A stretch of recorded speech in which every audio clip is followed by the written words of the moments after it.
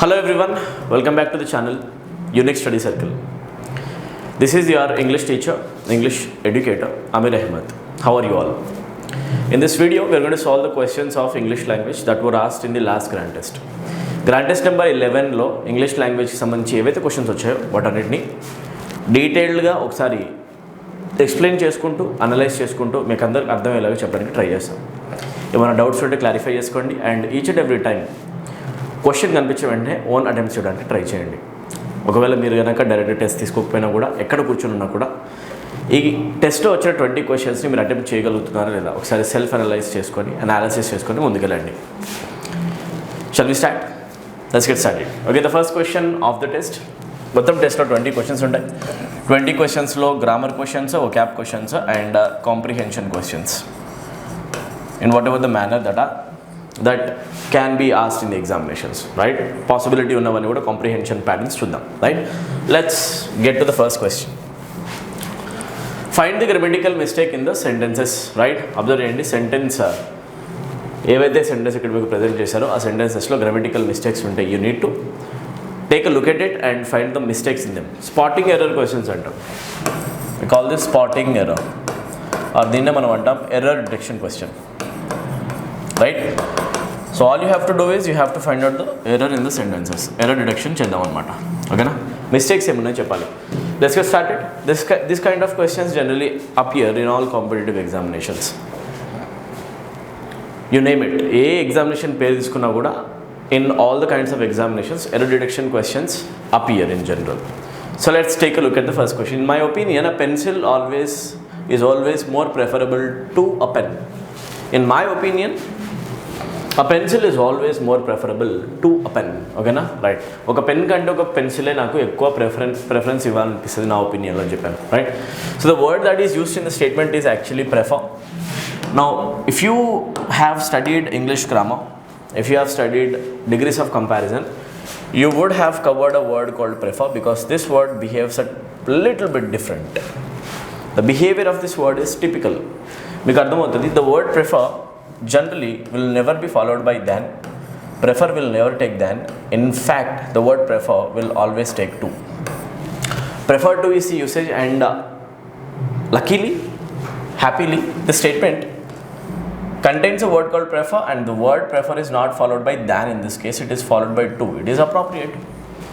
There is nothing going wrong in this statement. Then what's actually going wrong in this statement is, ఈ స్టేట్మెంట్లో మీరు observe చేసి, in my opinion pencil is always more preferable. Saying more preferable is redundant. You see, preferable అంటే okay, ప్రెఫరబుల్తో కూడా మనము దాన్ రాయకుండా two రాసాం, అక్కడ దాకా okay, it's fine up until that point. But we can't say more preferable. Why? We can never say most preferable. Why?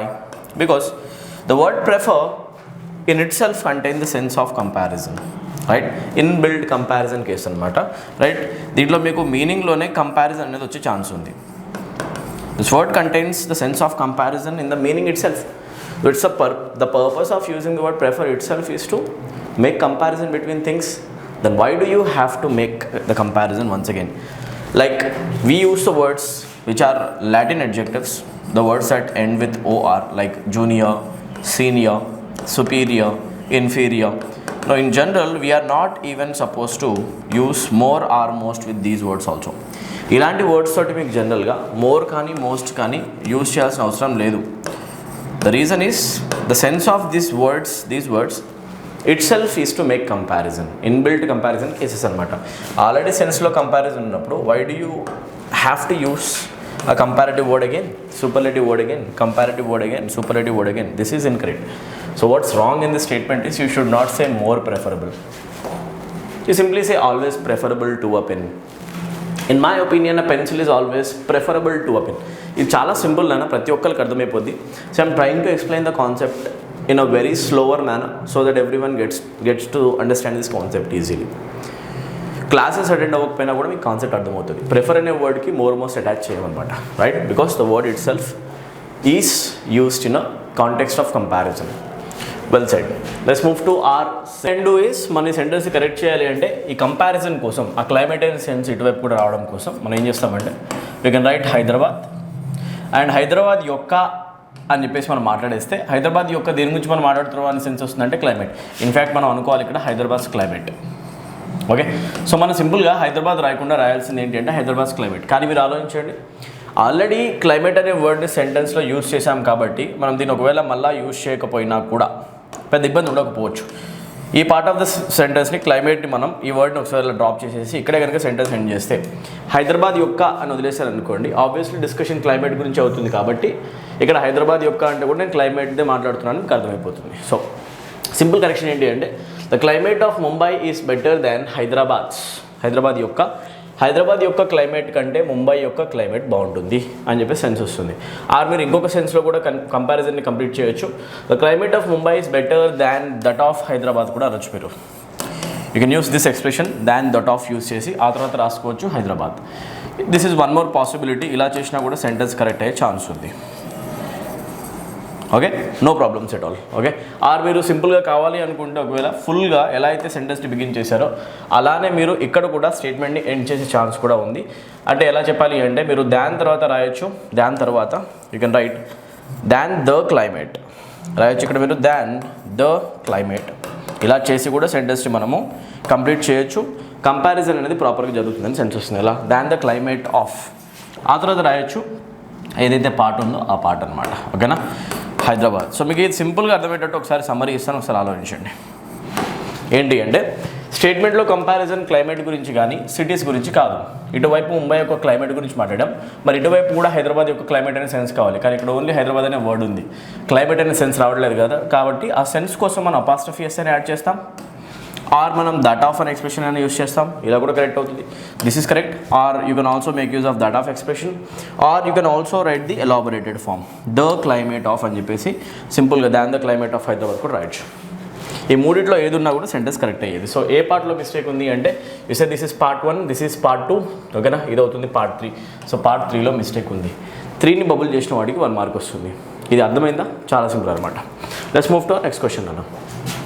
The best known leader among them were Mahatma Gandhi, Sardar Patel and Jawaharlal Nehru. Mistake ఉందా? Mistake లేదా? Common sense apply చేయండి. You talking about the best known leader among them. ఓకేనా, ఉన్నవాళ్ళు కొంతమంది ఉన్నారు, వాళ్ళలోంచి among them the best known leader. Okay, వాళ్ళలోంచి best known leader ఎవరెవరు అంటే వర్ మహాత్మా గాంధీ. ఒకళ్ళు మహాత్మా గాంధీ అనే పర్సన్ ఉన్నారు వాళ్ళలో, అండ్ ఇంకొక పర్సన్ సర్దార్ వల్లభాయ్ పటేల్ ఉన్నారు, అండ్ జవహర్లాల్ నెహ్రూ. ఈ ముగ్గురు గురించి డిస్కషన్ జరుగుతుంది. If the discussion is actually about these 3 eminent or prominent people, well known people, మీకు అర్థం కావాల్సిన విషయం ఏంటి అంటే we're not talking about 1 person, we're in fact talking about 3 persons. నన్ను కామన్ సెన్స్ అప్లై చేసి చూడండి. When we're talking about 3 persons, are we suppose to say leader or are we suppose to say leaders అనాల్సిన అవసరం ఉంది.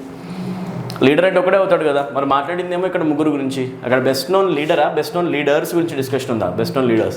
ఇక్కడ S miss అయింది. So ఏ పార్ట్లో మిస్టేక్ ఉంది అంటే 1. And even if you take a look at closer look at the statement, you can understand the verb of the statement is also plural. ఇక్కడ వర్బ్ ప్లూరల్ ఉంది అంటే ఇక్కడ రావాల్సిన లీడర్ కాదు, లీడర్స్ రావాలి.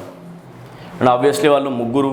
ఓకేనా, ఒకళ్ళేమో Mahatma Gandhi, ఇంకొకళ్ళేమో Sardar Vallabhbhai Patel, ఇంకొకళ్ళేమో Jawaharlal Nehru. 3 persons. Noun should be written in plural form. Even a school going kid can answer this question, but he has to look at the question very carefully. Yes or no? కొంచెం కేర్ఫుల్గా observe చేస్తే answer దొరుకుతుంది అంతే. చూసారా, ఏది తెలియదు అనుకునే లోపు ఇంత ఈజీ క్వశ్చన్స్ కూడా ఎగ్జామినేషన్లో కనిపిస్తున్నాయి. కష్టం అని అనుకోకండి, అబ్జర్వ్ చేయండి, ఆన్సర్స్ వస్తాయి. ఓకేనా, బిలీవ్ చేయండి అని. ఇంగ్లీష్ చాలా ఈజీ. నెక్స్ట్ క్వశ్చన్కి వెళ్దాం. కావాలని గ్రామర్ క్వశ్చన్స్ని ఎక్కువ ఇన్వాల్వ్ చేయడం జరిగింది టెస్ట్లో. గ్రామటికల్ క్వశ్చన్స్ ఎంతవరకు మీరు అప్లై చేయగలుగుతున్నారు, కాన్సెప్ట్స్ మీరు ప్రాపర్గా అప్లై చేయగలుగుతున్నారు లేదా టెస్ట్ చేసుకోవడం కోసం ఎక్కువ గ్రామర్ క్వశ్చన్స్ ఈ టెస్ట్లో ఇన్వాల్వ్ చేశాం. ఓకే, నెక్స్ట్ టెస్ట్లో కూడా ఆల్మోస్ట్ అలానే మెయింటైన్ చేద్దాం. The burglar stole all the money in the house but surprisingly missed the jewelleries in the locker. ఒక లాకర్ ఉంది, ఒక బర్గ్లర్ అంటే దొంగ. బర్గ్లర్ అంటే ఎవరు రాసుకోండి, బర్గ్లర్ స్పెల్లింగ్ కూడా రావచ్చు రేపటి రోజు మీకు.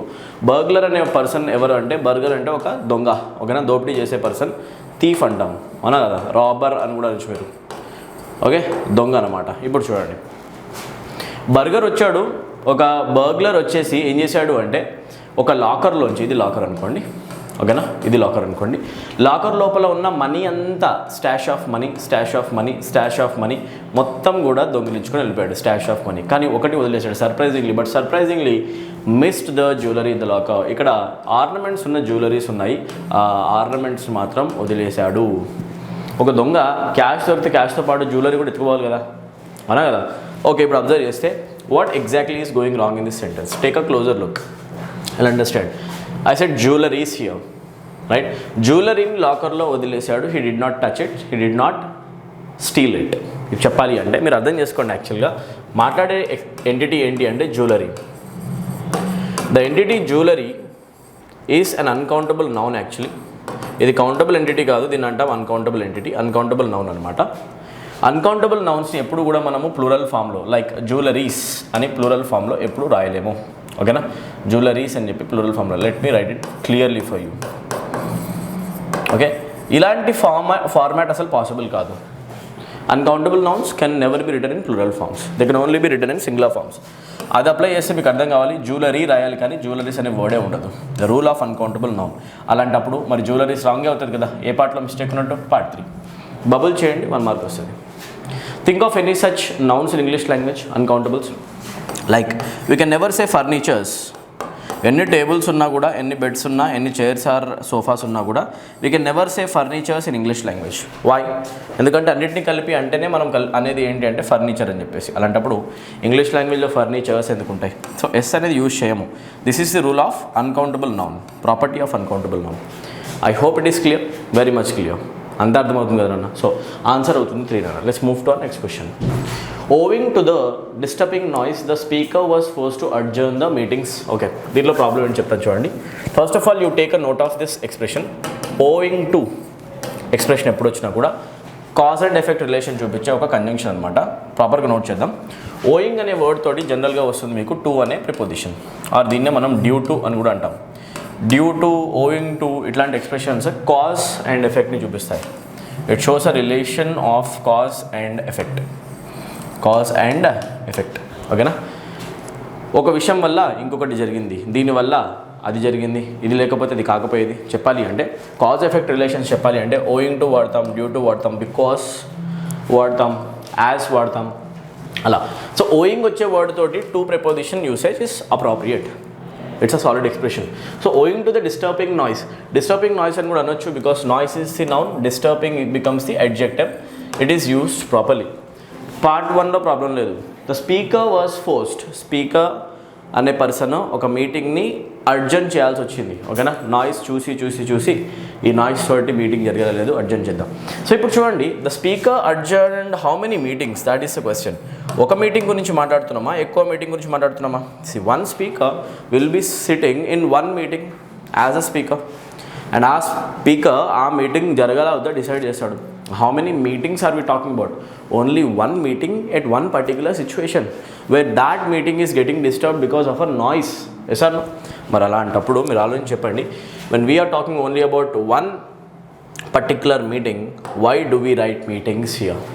కరెక్టా? ఒకసారి చూడండి, మీటింగ్స్ రాసాం ఇక్కడ. నో, ప్లూరల్ ఫామ్ ఎందుకు వస్తుంది మీటింగ్స్ అని? We are talking about only one meeting, one particular incident, one meeting. So the noun meeting should be written in singular form. So ఇక్కడ ప్రాబ్లం కనిపిస్తుంది. Which of the statements or parts contents are? Again part 3. ఎవరైతే part 3 పెడుతున్నారో వాళ్ళ correct answer అనమాట, ఓకేనా. Very simple question. So ఇలా common sense కూడా apply చేయాల్సిన అవసరం సమ్టైమ్స్ రావచ్చు, వాడండి, okay. Next question. No man can become a great artist unless he apply himself continuously to his art. ఏ ఆర్టిస్ట్ అయినా కూడా అతని ఆర్ట్ పైన డైలీ ప్రాక్టీస్ చేయడం కనుక ఆపేస్తే అతని స్కిల్ అతను కోల్పోయే ఛాన్స్ ఉంది. There is a high chance or high probability that he loses his art or skill. Do you agree? Correct. ఇప్పుడు వినండి మంచిగా. No man can become a great artist unless he apply. This is a very simple error of subject verb agreement. He is the subject of the statement and he తర్వాత apply కనిపిస్తుంది. We can never say he apply. You know why? Because the subject of the sentence is singular, the verb should also be written in a singular form, right? Verb will always go with the subject of the statement. Singular subject goes with the singular verb. Singular verb రావాలి అంటే we don't write apply, rather we write applies. That's it my dear. So ఇక్కడ problem ఉంది. So the word apply should be replaced by applies. Now which of the parts contains error? You need to tell me now. 1, 2, 3, 4. So option 3 becomes your answer. Mark it, get 1 mark. Inta simple questions anamata. Okay, I hope you are getting confident now. I know you feel that confidence, yes or no? Right. So confidence kavalana, right? No one wants to drive to work anymore because of traffic jams at rush hour. Okay, right. Okay, rush hourలో traffic jams ఎక్కువ ఉంటాయి కాబట్టి no one wants to drive to work anymore. Sounds good to me, ఎలాంటి problem లేదు, ఈ స్టేట్మెంట్లో ఎలాంటి mistake లేదు కాబట్టి మీరు అనండి no error. At rush hour అనొచ్చు ట్రాఫిక్ జామ్స్ వల్ల, because of everything is fine, no one is singular, అందుకే వాంట్స్. నో వన్ సింగులర్ కాబట్టి వాంట్స్ కూడా వస్తుంది. So everything was maintain properly, answer no error అన్నాను. సెంటెన్స్ కరెక్ట్ అయితే correct అని కూడా చెప్పాలి, మిస్టేక్ లేదు దాంట్లో, కరెక్ట్ అన్నా. So let's move to our next question now. Okay, as they climb higher the air became cooler. వాళ్ళు ఒక మౌంటైన్ ఎక్కుతున్నారు అనుకోండి, ఆ మౌంటైన్ పైకి ఎక్కుతూ ఉంటే టెంపరేచర్స్ డ్రాప్ అయ్యి కూల్గా ఉంది వెదర్, అంతే కదా. ఎర్త్ సర్ఫేస్కి మీరు ఎంత హైట్ ఆల్టిట్యూడ్ పెంచుకుంటూ వెళ్తే అంత టెంపరేచర్ డ్రాప్ అవుతుంది, చల్లగా ఉంటుంది పైన, ఎసార్ను. బట్ ఇక్కడ మనకి గ్రామర్ కావాలి, ప్రాబ్లం ఏంటి మీరు ఆలోచించండి అన్న, కామన్ సెన్స్ మిస్టేక్ ఏముంది. As they climb higher the air became cooler. ఇక నాకు విషయం చెప్పండి, క్లైంబింగ్ అనే యాక్షన్ ఇప్పుడు జరుగుతుందా, ఆల్రెడీ జరిగిపోయిందా? వాళ్ళు ఎంత పైకి వెళ్తుంటే అంత టెంపరేచర్ చల్లగా అయిపోయింది అని చెప్తున్నానంటే అయిపోయింది దాని గురించి మాట్లాడుతున్నాను. I'm talking about completed incident. అంటే వాళ్ళు క్లైంబ్ చేయడం అనేది ఆల్రెడీ జరిగిపోయింది, వాళ్ళు వెళ్ళి వచ్చిన తర్వాత వాళ్ళు ఎక్స్పీరియన్స్ చెప్తున్నారు. వాళ్ళు ఎక్కుతూ ఉంటే టెంపరేచర్ చల్లగా అయిపోయింది, వాళ్ళు ఎక్స్పీరియన్స్ చెప్తున్నారు. That means the verb climb should be written in past tense because the action of climbing has already been performed. When you are talking about an action that is already been performed, you need to write it in past tense. ఇది already అయిపోయినది, climb చేయడం already జరిగిపోయింది, వాళ్ళ experience కూడా వాళ్ళు share చేస్తున్నారు, చల్లగా అవుతుంది పైకి వెళ్తుంటే. మరి పాస్ట్ టెన్స్ రావాలి కదా. So what is the past form of climb? In place of climb you are suppose to write climbed. ఇంకొక హింట్ ఏంటంటే ఈ స్టేట్మెంట్లో పాస్ట్ టెన్స్ ఉందని తెలిసేది ఈ వర్డ్తో, బికేమ్. ఆల్రెడీ చల్లగా అయ్యింది అనే సెన్స్ ఇస్తున్నప్పుడు, అయ్యింది అని మాట్లాడుతున్నప్పుడు became is the past tense of become. You know this right? Become అనేది ఫస్ట్ ఫామ్ నాన్న, ప్రెజెంట్ టెన్స్, దీనికే పాస్ట్ టెన్స్లో మనం అంటాం బికేమ్. మరి అట్లాంటప్పుడు ఆల్రెడీ పాస్ట్ ఫామ్ ఇక్కడ యూజ్ చేస్తున్నప్పుడు దాని ముందు జరిగిన ఇన్సిడెంట్ కూడా పాస్టే కదా. Talking about past incidents only. Past incident రావాలి అంటే క్లైంబా, మరి క్లైంబ్డ్ రావాలా? Climbed. ED should be added in part 1. Part 1 contents error నాన్న. I hope you are able to understand everything that I am teaching you in this session. ఈజీగా అర్థం అవ్వాలనే చాలా మెల్లగా డీటెయిల్గా ఎక్స్ప్లెయిన్ చేస్తున్నా. అండ్ మీరు ఆ కాన్ఫిడెన్స్ని కూడా తెచ్చుకోవాలి. ఇంగ్లీష్ లాంగ్వేజ్ చాలా ఈజీగా చేయొచ్చు. గ్రామర్లో క్వశ్చన్స్ చాలా ఈజీగా ఆన్సర్ చేస్తాం, మీరు అస్సలు వరి అవ్వకండి. మీరు అండ్ మీ ఫ్రెండ్స్ అందరూ కూడా కలిసి మంచి ప్రిపరేషన్ చేయండి, ఒకరినొకరు సపోర్ట్ చేసుకోండి. ఇంగ్లీష్ లాంగ్వేజ్ ఏమాత్రం కష్టం కాదు అనే ఒక మెసేజ్ అయితే అందరికీ రీచ్ అవ్వాలి, ఓకేనా. అండ్ ఆ మెసేజ్ మనం ఈ వీడియోస్ ద్వారా ఇవ్వడానికి ట్రై చేస్తున్నాం. I hope these videos are helpful నన్ను. నెక్స్ట్ క్వశ్చన్కి వెళ్దాం. Rama has no taste in classical music. బాగా గుర్తుపెట్టుకోండి, ఎప్పుడైనా కూడా ఇక్కడ టేస్ట్ అని మాట్లాడుతున్న వర్డ్ ఫుడ్ టేస్ట్ గురించి మాట్లాడట్లేదు. Taste in some context or some situations can talk about or can give a sense of liking of a person. ఇష్టాల గురించి మాట్లాడేటప్పుడు, అయిష్టాల గురించి మాట్లాడేటప్పుడు లైక్స్ అండ్ డిస్లైక్స్ చెప్పాలనుకుంటే, నాకు ఇది చేయడం ఇష్టం, నాకు అది చేయడం ఇష్టం ఒకవేళ చెప్పాలి అనుకున్నప్పుడు ఆ లైకింగ్ కోసం సమ్ టైమ్స్ మనము టేస్ట్ అనే వర్డ్ కూడా యూజ్ చేస్తాం, right. Rama has no taste in classical music. రమాకి క్లాసికల్ మ్యూజిక్ అంటే అసలు నచ్చదు, క్లాసికల్ మ్యూజిక్ అంటే లైకింగ్ లేదు, ప్రిఫర్ చేయదు. చెప్పాలి అంటే అసలు వినదు అని చెప్పాలి అంటే you don't say no taste in. Always గుర్తుపెట్టుకోండి, ఎప్పుడైనా కూడా టేస్ట్ ఉంది ఆ టేస్ట్ లేదు అని చెప్పాలి, ఇష్టం ఉంది లేదని చెప్పాలి అంటే మీరు టేస్ట్ ఇన్ అన్నారు, you say taste for. So preposition error ఉంది ఇక్కడ, there is an error related to preposition. In అనకూడదు, no taste for classical music. You don't say no taste in classical music, rather say no taste for classical music. So expression గుర్తుపెట్టుకుంటే సరిపోతుంది కదా. We always say that I have taste for something, I say I don't have taste for something అంతే ఓకేనా. So టేస్ట్తో always వచ్చే word ఏంటి అంటే you simply related to the preposition for నాన్న. ఇది ఇంత ఈజీ, మీరు ఒకసారి ఎక్స్ప్రెషన్ చూస్తే లైఫ్ లాంగ్ గుర్తుండిపోద్ది, ఎగ్జామ్లో కూడా వస్తాయి, ఆన్సర్ చేయాలి. So which part contains note test తర్వాత ఇన్ రిప్లేస్మెంట్ అవసరం కాబట్టి ఏ పార్ట్లో మిస్టేక్ ఉంది అంటే part 3. Very easy. Let's move to our next question now. A unique feature of a mobile phone is that it enables seamless telephone calls even when the user are moving around wide areas. I'll give you some time to sort this out, figure this out. మీ వల్ల answer అవుతుందా లేదా వస్తుందా లేదా కొంచెం try చేసి నాకు చెప్పండి, because this is very simple. దీనిలో మ్యాటర్ మీకు ఈజీగా అర్థమైపోతుంది నాన్న, రైట్. సో దీంట్లో ఏంటి ప్రాబ్లం ఒకసారి నాకు ఆలోచన చెప్పేసేయండి, రైట్. ఒకసారి చూస్తే క్వశ్చన్లో a unique feature of a mobile phone is that it enables the pronoun it is a singular subject followed by a singular verb. Enables is fine, no problem. Seamless telephone calls గురించి మాట్లాడుతున్నాం. And seamless best. Seamless అంటే errorless, mistakeless, perfect. Seamless అంటే perfect అనమాట. You write the meaning of the word seamless. Seamless use చేసాము అంటే that you are simply saying that something is perfect, penultimate, ఓకేనా. Superb అని చెప్పాలి అంటే సీమ్లెస్ టెలిఫోన్ కాల్స్ బాగుంది, ఎందుకంటే అడ్జెక్టివ్ యూసేజ్ అనమాట. Even when the user are moving around wide areas. Observe చేస్తే యూజర్ ఆర్ ఎందుకు కనిపిస్తుంది? Observe this expression. యూజర్ అనేవాడు వన్ పర్సన్ కదా, we are talking about only one person, right. User is a singular word, should go with a singular verb. Are రావద్దు, is. But mobile phones వాడేది only one యూజరా, many యూజర్సా? చాలామంది, అందరి యూజర్స్కి కూడా ఎక్కడున్నా కూడా కాల్ మాట్లాడే facility telephone or mobile phone ఇస్తుంది, అవునా. That means you are not suppose to says user here, we are suppose to talk about all the users in the statement according to the context. ఇక్కడ యూజర్స్ రావాలి and accordingly users తర్వాత ఆరే రావాలి, because it is plural, singular is wrong. Clear కదా నాన్న. So అట్లాంటప్పుడు when the user are moving అనకూడదు, you have to say when the users are moving. This part contains error, this is part 3. ఇలా mark చేసుకొని ముందుకెళ్ళిపోండి, చాలా simple అనమాట. Common sense apply చేసిన ఆన్సర్స్ వస్తున్నాయి, చూస్తుండండి. My father though old goes everywhere by foot. ఒకసారి మీరు ఈ క్వశ్చన్ ఆన్సర్ ట్రై చేయాలన్నా. My father though old goes everywhere by foot. So you tell me one thing, you're talking about your father, my father, right. My father represents only one father. One father is a singular subject. Singular subject goes with a singular verb. ఇక్కడ గోసే రావాలి, go రావద్దు, goes రావాలి, singular yes వస్తుంది. There is no sort of mistake here. In accordance with the subject-verb agreement, it is used properly, right? Though old is the prepositional phrase, or మీరు అనుకోండి దీన్ని appositional phrase. Apposition అనమాట, actually extra information. Father చాలా చాలా old, కానీ ఎక్కడికి వెళ్ళినా కూడా బై ఫుటే వెళ్తారు. Most of the times Indians have a tendency of making this mistake. Desi ఇంగ్లీష్లో ఈ ప్రాబ్లం ఉంది. మనం అంటాం by food, by food, by food. Don't say by foot my dear. ఇంగ్లీష్లో బై ఫుట్ అనే ఎక్స్ప్రెషన్ లేదు, rather we say on foot. And చాలామంది students అనడం కూడా నేను చూశాను, సార్ మరి బై ఫుట్ కరెక్ట్ కాకపోతే మనం బై వాక్ అనొచ్చా? There is no such proper expression called by walk in English. It's not acceptable. It's used in informal way, but formal English లాంగ్వేజ్లో బై వాక్ అనే ఎక్స్ప్రెషన్ కూడా ఉండదు. Only ఏముంటుంది అంటే on foot ఉంటుంది, on foot.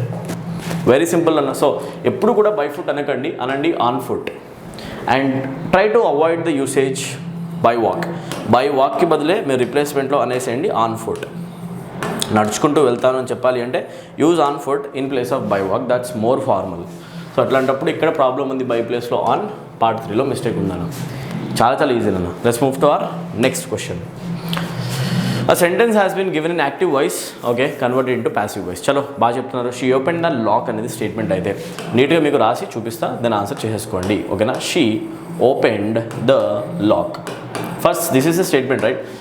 By looking at this given question I can say the given sentence is in simple past. Opened అనేది V2 అవుతుంది, V2 is the simple past tense, and as soon as I find out the tense of the statement I look for the passive voice structure. Tense చూసిన వెంటనే అన్న passive voice స్ట్రక్చర్ని గుర్తు తెచ్చుకోవాలి.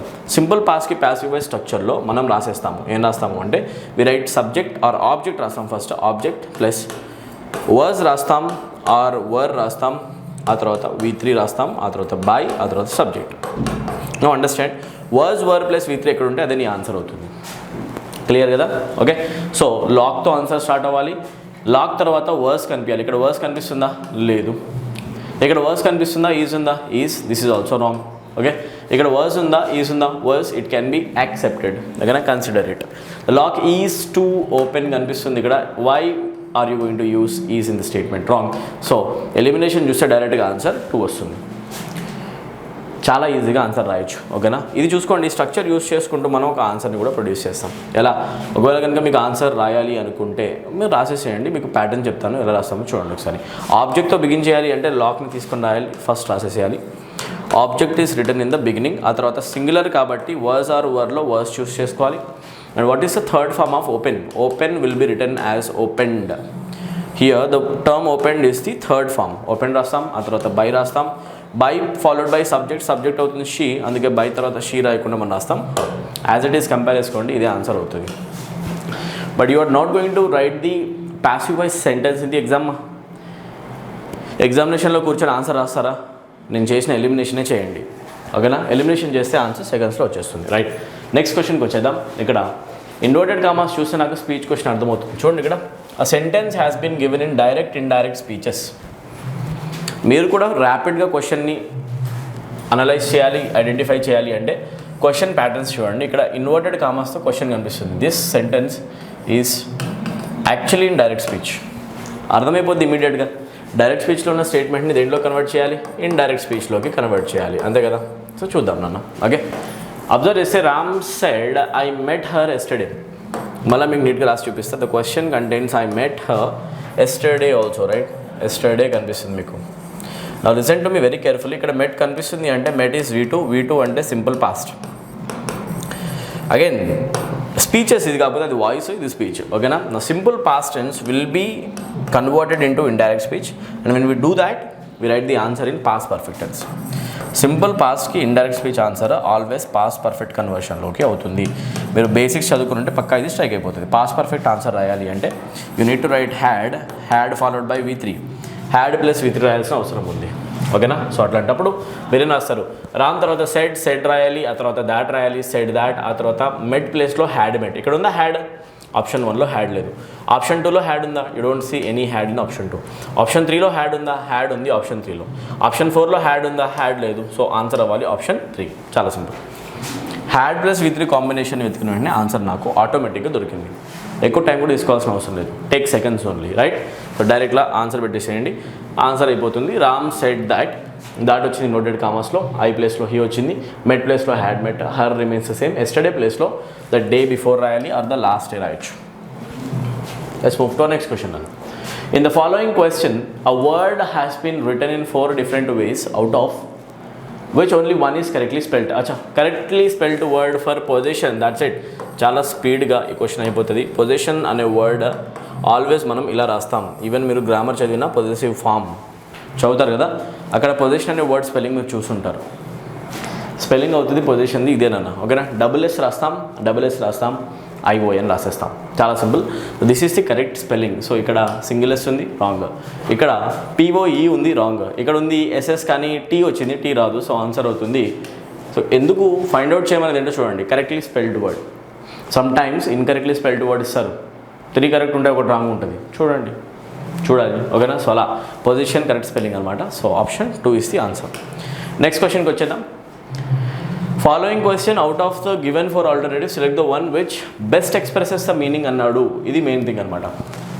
అంటే meaning ఏంటి అంటే you are suppose to find out the synonym. You need to read the directions in order to understand what is being asked in the exam. Synonym అడుగుతున్నారు అంటే వర్డ్ చూడండి ఒకసారి. కాంట్రైట్ ఏం కనిపిస్తుంది? కాంట్రైట్ అంటే మీనింగ్ ఏంటి? కాంట్రైట్ టోన్ అంటే meaning ఏంటి? కాంట్రైట్ టోన్ బాగా గుర్తుపెట్టుకోండి. He spoke to me in a contrite tone అని అంటాం మనం జనరల్గా. కాంట్రైట్ టోన్ అంటే మీనింగ్ ఏంటి అంటే రిమోర్స్ఫుల్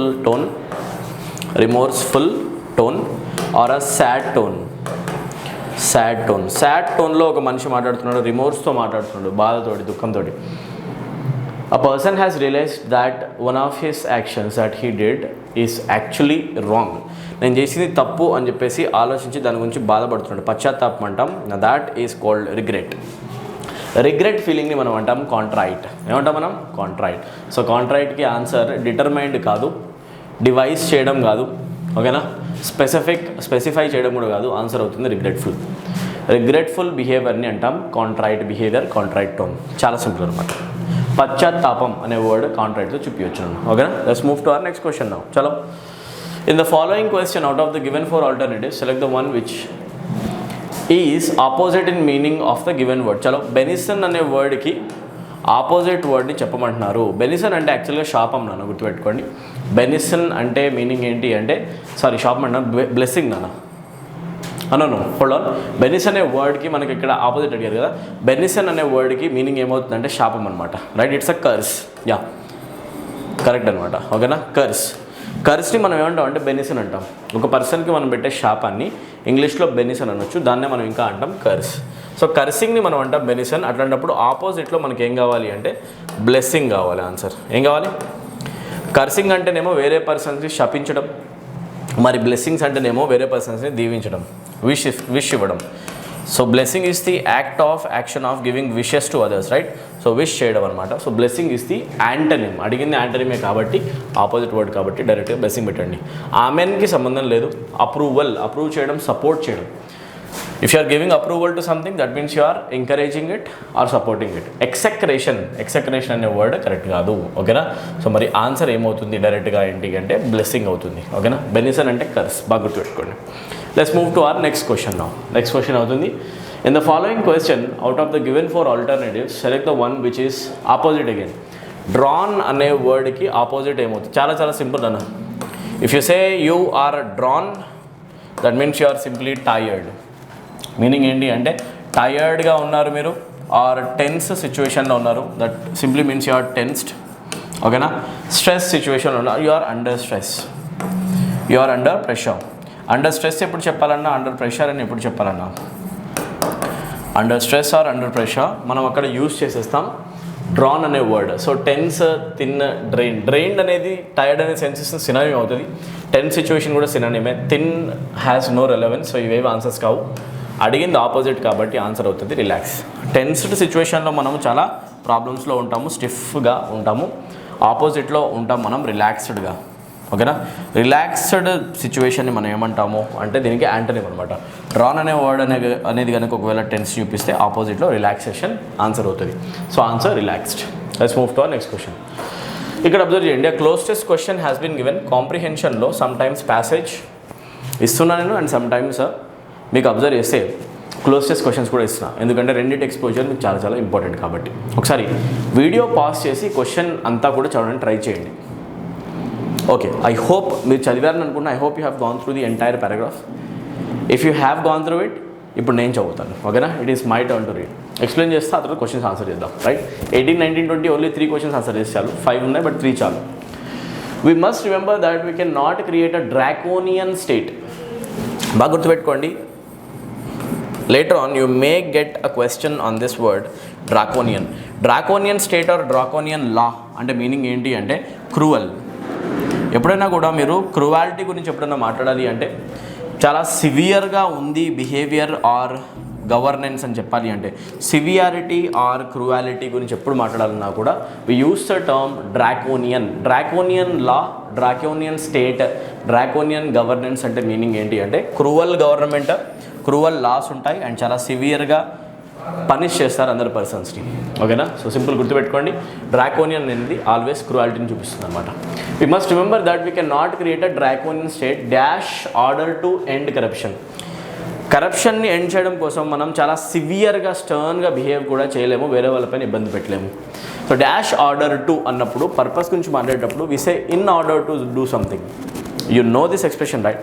ఇన్ ఆర్డర్ టు. సో డైరెక్ట్గా ఆప్షన్స్ చూస్తే draconian state dash order to end corruption, in to ఆర్డరా, ఇన్ ఆర్డరా, సో ఆర్డరా, ఫర్ ఆర్డరా, డైరెక్ట్ ఆన్సర్ క్లిక్ అవుతుంది. Answer in order to. The expression in order to do something ఎప్పుడు వచ్చినా కూడా అది చూపిస్తుంది పర్పస్ని. దేని చూపిస్తుంది? పర్పస్. సో డ్రాకోనియన్ స్టేట్ని క్రియేట్ చేయలేము. పర్పస్ ఏంటి అంటే to avoid or to remove corruption from the society. సొసైటీలోంచి కరప్షన్ అనే దాన్ని తీసేయాలి అని చెప్పేసి మనము చాలా క్రూవల్గా బిహేవ్ అయితే చేయలేము అని చెప్తుంది. ఓకేనా? The moral transformation of civil society must be dash and based on persuasive leadership పర్స్యూవేజివ్గా ఉండాలి, ఇలా చేస్తే మంచిది అని చెప్పే విధంగా ఉండాలి. కానీ మరీ ఫోర్స్ బాగా మాత్రం చేయండి, చాలా స్ట్రిక్ట్గా మనం యాక్షన్స్ తీసుకోలేం, దానివల్ల మీకు డిక్టేటర్షిప్ కనిపిస్తుంది. కరెక్ట్ కదా? Right. So the moral transformation of civil సొసైటీలో ఉన్న పర్సన్స్ యొక్క మొరాలిటీ, నైతిక విలువలే మారాలి, కరప్షన్ రాంగ్ అని చెప్పేసి. Must be dash, must be nature అనాలా, మస్ట్ బీ న్యాచురల్ అనాలా, మస్ట్ బీ న్యాచురలీ అనాలా, మస్ట్ బీ న్యాచురిజం అనాలా. So when you observe this part you understand must తర్వాత బీ వచ్చి మస్ట్ బీ తర్వాత వచ్చే బ్లాంక్లో ఏ వర్డ్ యూసేజ్ ప్రాపర్గా ఉండొచ్చు. Must be should be followed by a noun, or must be should be followed by any adjective, or must be should be followed by any adverb. Which of this expression can be correct? ఇది decide చేస్తే answer 100% decide చేసింది కరెక్టే అవుతుంది. ఓకేనా? ఇప్పుడు check చేయండి. Must be తర్వాత always రావాల్సింది ఏంటి అంటే ఒక నౌన్ రావాలి, అడ్జెక్టివ్ రాదు, యాడ్వర్బ్ రాదు అంటే ఎల్బై వెళ్ళిపోతుంది, న్యాచురల్ అయిపోతుంది adjective. This is also wrong, naturism సంబంధమే లేదు. సో ఆన్సర్ ఏమవుతుంది అంటే న్యాచురల్. సో యాక్చువల్లీ కావాల్సింది ఏంటంటే న్యాచురల్ అవండి, మస్ట్ బి న్యాచురల్ కావాలి. ఓకేనా? సో ఇదే యూసేజ్ కరెక్ట్ అనమాట. ఓకేనా? రైట్. నేచర్ కూడా నౌన్ అవుతుంది, కాకపోతే నేచర్ అనేది ప్రకృతిని చూపిస్తుంది. రైట్. ఇది కాంటెక్స్లో ఫిట్ అవ్వదు. సో ఆన్సర్ ఏమవుతుంది అంటే న్యాచురల్. న్యాచురల్. సో ఇక్కడ అడ్జెక్టివ్ యూసేజ్ కరెక్ట్ కాదు, యాడ్వర్బ్ కరెక్ట్ కాదు కాబట్టి దీన్ని తీసేస్తాం. రెండు నౌన్స్ ఉన్నాయి, సిచ్యువేషన్ బట్టి మనకి న్యాచురాలిటీ కావాలి, న్యాచురల్ అనే నౌన్ని తీసుకుంటాం. నేచరిజం సంబంధమే లేని వర్డ్ అనమాట. నేచర్ అనేది బ్రాడ్ వేలో ప్రకృతిని చూపిస్తుంది, సెట్ అవ్వదు ఇక్కడ. రైట్. వచ్చే చేంజ్ అనేది చాలా న్యాచురల్. సొసైటీలో వచ్చే చేంజ్, ప్రజల్లో వచ్చే చేంజ్ న్యాచురల్గా రావాలి, రియలైజేషన్తో రావాలి తప్ప వాళ్ళపైన ఒక ప్రెషర్ తోటి రాకూడదు. అండ్ బేస్డ్ ఆన్ పర్సీవేజివ్ లీడర్షిప్ కూడా ఎలా ఉండాలి అంటే వీళ్ళు ఇలా చేయడం తప్పు, ఇలా చేస్తే రైట్ అని చెప్పి పర్సువేట్ చేసేలా ఉండాలి. So the last question, third question indeed.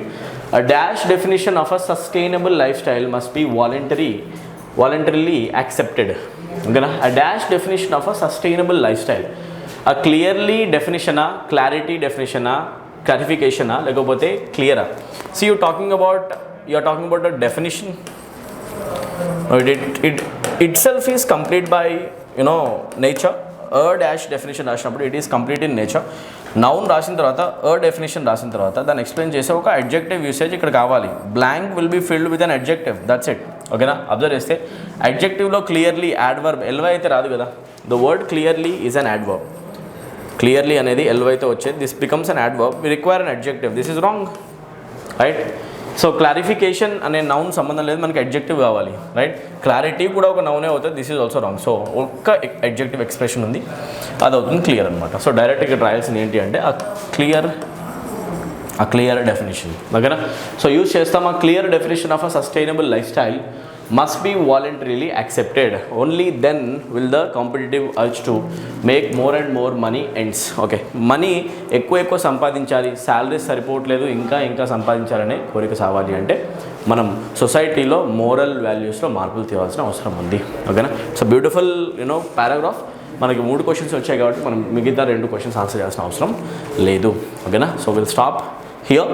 I hope this video is helpful. అన్ని క్వశ్చన్స్ని థరోగా ఫస్ట్ నుంచి లాస్ట్ వరకు ఒకసారి రివైజ్ చేసుకొని చూసుకోండి. డౌట్స్ ఏమైనా ఉంటే కామెంట్ సెక్షన్లో మెన్షన్ చేయండి. ఓకేనా? కలుద్దాం next video. Till then take care everyone. Thank you. Good day ma'am.